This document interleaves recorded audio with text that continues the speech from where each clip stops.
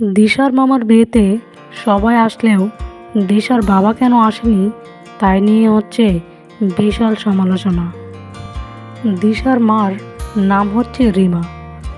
ওনার যে অন্য বোনগুলো আছে সবার জামাই এই বিয়েতে এসেছে, শুধু আসেনি তার হাজব্যান্ড। আর এটা ওনার কাছে খারাপ লাগারই একটা বিষয়। কিন্তু দিশার বাবা কেন এই বিয়েতে আসেনি এই সম্পর্কে থাকছে বিস্তারিত আজকের এই ভিডিওতে। দিশার যে বাবা, তিনি হচ্ছেন একজন শিক্ষিত মানুষ, তিনি একজন অ্যাডভোকেট। তিনি এইসব সোশ্যাল মিডিয়া পছন্দ করেন না। আর এই বিষয়ে বারবার দিশার মাকে উনি সাবধান করেছে এই সোশ্যাল মিডিয়াতে এরকম ভিডিও না বানানোর জন্য। কিন্তু দিশার মা এইসবে পাত্তা দেয় না।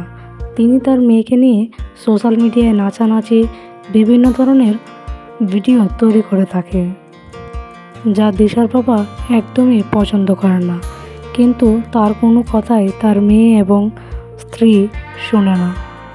তিনি একজন শিক্ষিত মানুষ, এইসব কিছুর কারণে তার মান সম্মান নষ্ট হয়, যার কারণে তার স্ত্রীর সাথে তার রাগারাগি হয় সবসময়। আর এই রাগারাগি থেকে এই বিয়েতে তিনি আসেননি। তো ভিউয়ার্স, আপনারা কার পক্ষে কথা বলবেন, দিশার বাবার পক্ষে নাকি দিশার মার পক্ষে?